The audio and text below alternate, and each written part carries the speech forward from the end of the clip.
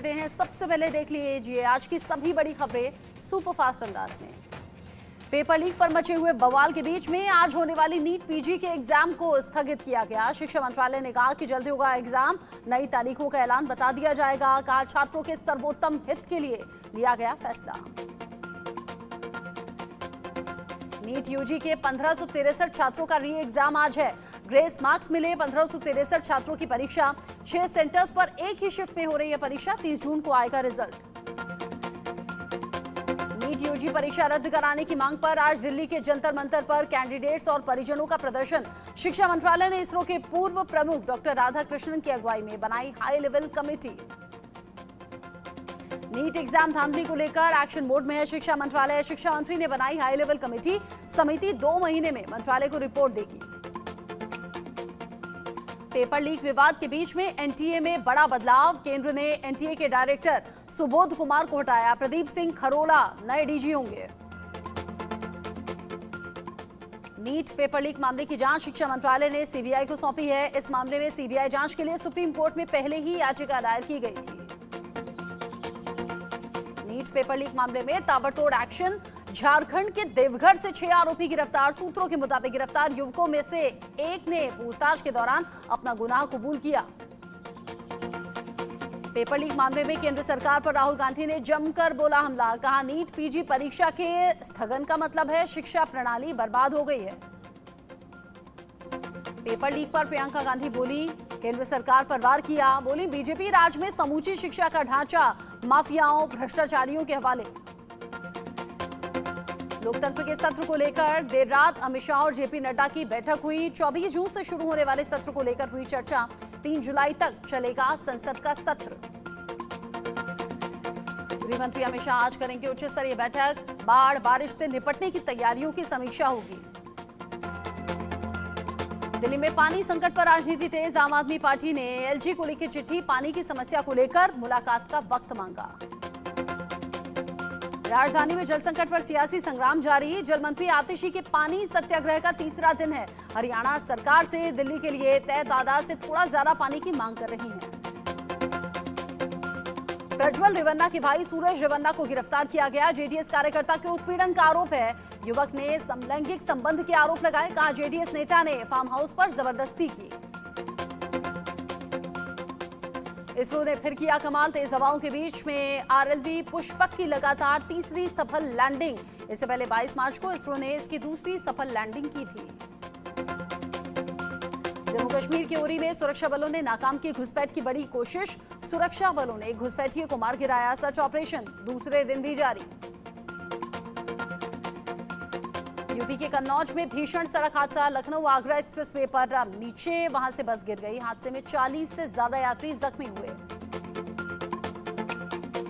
बिहार में एक हफ्ते के अंदर गिरा तीसरा पुल। अररिया सीवान के बाद मोतिहारी में गिरा अर्ध निर्मित पुल का 40 फीट का हिस्सा ध्वस्त हो गया। 1.5 करोड़ की लागत से हो रहा था निर्माण। गंगोत्री और यमुनोत्री धाम में उमड़ा आस्था का जनसैलाब। सिर्फ 44 दिन में पहुंचे 9 लाख से ज्यादा श्रद्धालु। पिछले साल की तुलना में लगभग 16% और साल 2022 की तुलना में लगभग 37% ज्यादा यात्रियों का आगमन हुआ। रक्षा मंत्री राजनाथ सिंह ने कांग्रेस पर निशाना साधा है और कहा कि 100 से कम सीटें मिलने पर कांग्रेस आज इतरा रही है। बीजेपी को 23.59% और कांग्रेस 13%। यहां मत उसने प्राप्त किए। एनडीए को 40% से ज्यादा वोट मिले। झारखंड में बीजेपी के चुनाव प्रभारी शिवराज सिंह चौहान शनिवार की शाम रांची के बिरसा मुंडा हवाई अड्डे पहुंचे। यहां पार्टी के कार्यकर्ताओं ने उनका स्वागत किया। चौहान लोकसभा इलेक्शन में पार्टी के प्रदर्शन की समीक्षा करेंगे। केंद्रीय स्वास्थ्य मंत्री जेपी नड्डा ने अपने मंत्रिमंडल सहयोगियों के साथ राष्ट्रपति द्रौपदी मुर्मू और उपराष्ट्रपति जगदीप धनखड़ से मुलाकात की। बांग्लादेश की पीएम शेख हसीना ने राष्ट्रपति द्रौपदी मुर्मू से दिल्ली में मुलाकात की।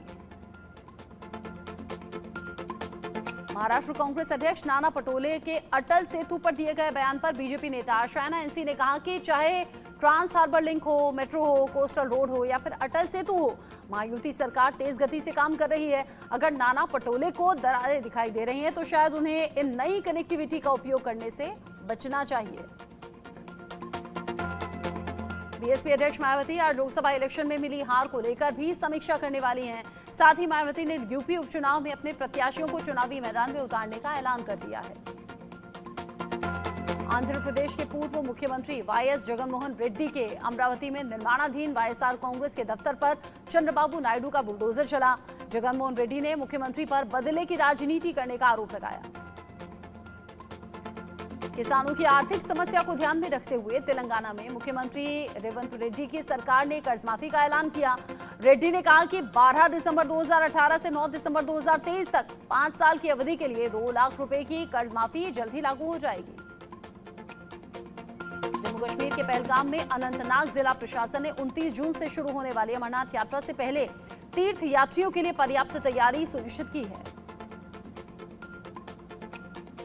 सूत्रों के मुताबिक मुख्यमंत्री योगी आदित्यनाथ ने आनंद फानन में हनुमानगढ़ी के महंत राजू दास को लखनऊ बुलाया। महंत राजू दास और सीएम योगी के बीच में सीएम आवास पर 25 मिनट तक बातचीत हुई है। महंत राजू दास ने अयोध्या के डीएम नीतीश कुमार के साथ झगड़े पर अपनी बात सीएम के पास तक पहुंचाई थी। सऊदी अरब हज यात्रा के लिए गए यात्रियों की यात्रा पूरी होने के बाद हज यात्री वापस दिल्ली अब लौटने लगे हैं। शनिवार को भी कई हज यात्री दिल्ली एयरपोर्ट पर उतरे। दिल्ली हज समिति के अध्यक्ष कौसर जहां ने कहा कि प्रधानमंत्री मोदी के नेतृत्व में हज यात्रियों की सुविधा के लिए हर संभव कोशिश की गई है। हज यात्रा के दौरान हीट वेव के चलते कई भारतीयों की मौत पर उन्होंने अफसोस जाहिर किया और कहा कि मृतकों के परिजनों के साथ हम खड़े हैं। तमिलनाडु के चेन्नई में कल्लाकुरिची जहरीली शराब हादसे के खिलाफ बीजेपी पूरे तमिलनाडु में विरोध प्रदर्शन कर रही है। शनिवार को बीजेपी कार्यकर्ताओं ने काले झंडे दिखाते हुए मार्च किया। दिल्ली में पानी का संकट बरकरार है। आज कई जगहों पर पानी का संकट है। गीता कॉलोनी इलाके में टैंकर्स के जरिए लोगों को पानी की आपूर्ति पहुंचाई जा रही है। गुजरात के मुख्यमंत्री भूपेंद्र पटेल ने अहमदाबाद में साइक्लोथॉन को हरी झंडी दिखाई। दिल्ली पुलिस ने नशीली दवाओं की लत के बारे में जागरूकता बढ़ाने के लिए नशा मुक्त भारत पखवाड़ा के दौरान इंडिया गेट पर वॉकथॉन का आयोजन किया। चंडीगढ़ में नारकोटिक्स कंट्रोल ब्यूरो ने नशा मुक्त भारत के लिए जागरूकता बढ़ाने के मकसद से बाइक रैली का आयोजन किया। ओडिशा के मुख्यमंत्री मोहन चरण मांझी ने शनिवार को पुरी में भगवान जगन्नाथ के दर्शन किए। पश्चिम बंगाल के सिलीगुड़ी में इस्कॉन परिसर में भगवान जगन्नाथ के सहस्त्रधारा स्नान अनुष्ठान का आयोजन किया गया। इस मौके पर भक्तों की भारी भीड़ दिखी। मध्य प्रदेश के उज्जैन में प्रदेश सरकार के मंत्री कुंवर विजय शाह ने महाकालेश्वर मंदिर में पूजा अर्चना की। मध्य प्रदेश के उज्जैन में राज्यसभा सांसद उमेश नाथ ने बाबा महाकाल मंदिर में पूजा अर्चना की। पंजाब के अमृतसर में गुरु हरगोविंद साहिब जी की जयंती के मौके पर श्री हरमंदिर साहिब स्वर्ण मंदिर में आतिशबाजी और दीपमाला सजाई गई। ट्यूनीशिया की ब्यूटी इन्फ्लुएंसर फरहा अल कादी की माल्टा में दिल का दौरा पड़ने से मौत हो गई। माल्टा में अचानक से दिल का दौरा पड़ने से सदमे में ब्यूटी इन्फ्लुएंसर के दोस्त और फैंस हैं। 7 जून को फरहा ने लास्ट पोस्ट किया था। अमेरिका में सुपरमार्केट में हुई फायरिंग की घटना में जहां 2 लोगों की मौत हो गई, वहीं 7 लोग गंभीर तौर पर जख्मी हो गए हैं। घायलों में गोलीबारी करने वाला शख्स भी शामिल है। अरकानसास राज्य के फोर्डिस शहर में हुई फायरिंग से इलाके में सनसनी का माहौल। अमेरिकी विमान वाहक पोत थियोडोर रूजवेल्ट सैन्य अभ्यास के लिए दक्षिण कोरिया पहुंच गया है। परमाणु ऊर्जा से चलने वाला अमेरिकी विमान वाहक पोत दक्षिण कोरिया के बंदरगाह शहर बुसान पहुंच गया। मिस्र के प्रधानमंत्री मुस्तफा मदबौली ने 16 पर्यटन कंपनियों के लाइसेंस रद्द कर दिए। इन कंपनियों के मैनेजर पर हज यात्रियों को अवैध रूप से मक्का ले जाने का आरोप है। मिस्र सरकार का यह आदेश अलग अलग देशों से हज के लिए सऊदी अरब पहुंचे 1000 से ज्यादा लोगों की मौत की खबर के बाद सामने आया है। मृतक हज यात्रियों में मिस्र के भी 658 नागरिक बताए जा रहे हैं। जलवायु वैज्ञानिकों और शोधकर्ताओं के मुताबिक जलवायु परिवर्तन की वजह से सऊदी अरब समेत कई देशों में पड़ रही है जानलेवा गर्मी। भीषण गर्मी की चपेट में आकर करीब सैकड़ों हज यात्रियों की मौत से दुनिया भर में सनसनी है। खालिस्तानी आतंकी हरदीप सिंह निज्जर की हत्या के मामले को लेकर भारत और कनाडा के बीच में तल्खी बरकरार है।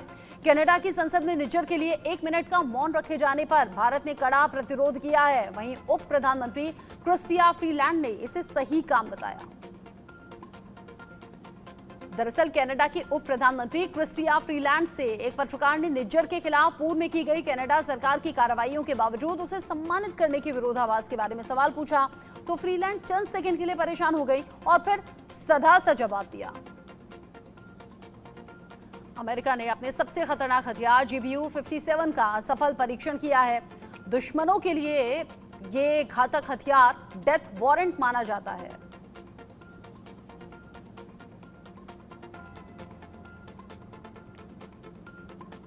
अमेरिका का दुश्मन चाहे कितनी भी गहराई में क्यों ना छिपा हो, इस घातक हथियार से बच नहीं सकता। 200 फीट गहराई तक लक्ष्य भेद सकता है GBU-57 डेथ वारंट हथियार। दरअसल अमेरिका का ये खतरनाक हथियार एक सैटेलाइट गाइडेड बंकर बस्टर है। ये इतना बड़ा है कि एयरफोर्स के एक बड़े विमान ही इसे ले जा सकते हैं। सिर्फ अमेरिकी बम वर्षक फाइटर प्लेन B-52 से ही इस अचूक हथियार को दुश्मनों पर दागा जा सकता है। हिजबुल्लाह नेता हसन नसरल्लाह ने इजरायल को चेतावनी देते हुए कहा है कि अगर उनके संगठन के साथ इजरायल की जंग हुई तो इजरायल पर चारों तरफ से हमले होंगे। हिजबुल्लाह के हमले से इजरायल का कोई भी हिस्सा बचेगा नहीं। इजरायल की 42,000 महिलाएं गोली चलाने की ट्रेनिंग ले रही हैं। इन्होंने गन लाइसेंस के लिए भी अप्लाई किया है। इजरायल और कब्जे वाले वेस्ट बैंक में 15,000 से ज्यादा महिला नागरिकों के पास अब बंदूक उपलब्ध है। इजरायली सुरक्षा मंत्रालय के आंकड़ों के मुताबिक पिछले साल हुए हमलों के बाद 42,000 महिलाओं ने बंदूक परमिट के लिए आवेदन दिए थे, जिनमें से 18,000 महिलाओं को बंदूक की परमिशन मिल गई।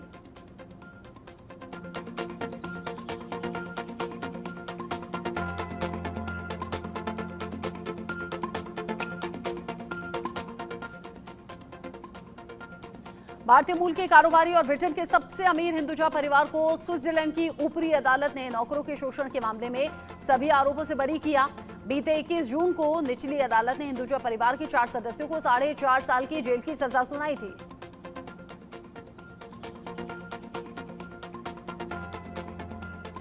अमेरिका बेस्ड राजनेता साजिद तरार ने की पीएम मोदी की फॉरेन पॉलिसी की तारीफ। कहा, भारत अपने कपड़े को आग नहीं लगाने देता, मतलब कि वो खुद भी कभी नुकसान नहीं पहुंचाता। वहीं पाकिस्तान वाले अपने खुद के कपड़ों में ही आग लगा लेते हैं। पड़ोसी मुल्क से गतिरोध होने पर वो सारे बिजनेस बंद करके बैठ जाते हैं।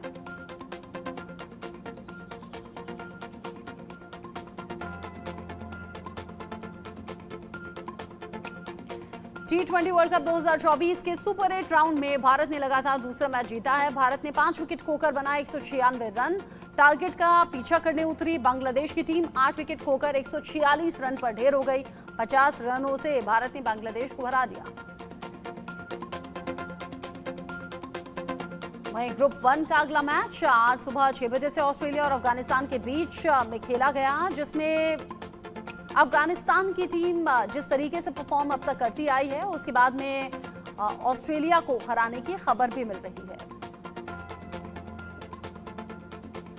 भारतीय टीम के लिए स्पिनर कुलदीप यादव ने सबसे ज्यादा 3 विकेट लिए हैं, जबकि जसप्रीत बुमराह और अर्शदीप सिंह ने 2-2 विकेट चटकाए हैं। सर विवियन रिचर्ड्स स्टेडियम में हुए इस रोमांचक मैच में कप्तान नजमुल हसन शंटो ने सबसे ज्यादा 40 रन बनाए। तंजीद हसन ने 29 और रिशद हुसैन ने 24 रन बनाए, मगर कोई भी टीम को जीत नहीं दिला सका।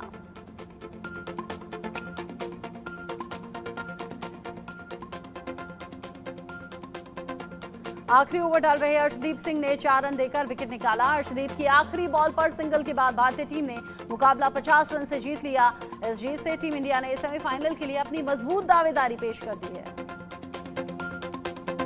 एक वक्त ऐसा रहा जब टीम इंडिया मुश्किल में नजर आ रही थी, लेकिन उप कप्तान हार्दिक पांड्या और शिवम दुबे ने भारतीय पारी को संभाला। क्रीज पर मौजूदगी के साथ ही दोनों ने रन भी बटोरे। हार्दिक पांड्या ने अर्धशतकीय पारी खेली, तो वहीं शिवम दुबे ने 34 रन जोड़े और शानदार पारी खेली। इस सीरीज का पहला T20 मैच 8 नवंबर को किंग्समीड स्टेडियम में खेला जाएगा। यहां पर दक्षिण अफ्रीका क्रिकेट बोर्ड CSA और भारतीय क्रिकेट बोर्ड BCCI ने एक संयुक्त बयान में इसकी घोषणा की है। BCCI सचिव जय शाह ने कहा कि भारत और दक्षिण अफ्रीका में हमेशा ही मजबूत रिश्ता रहा है, जिस पर दोनों देशों को गर्व है।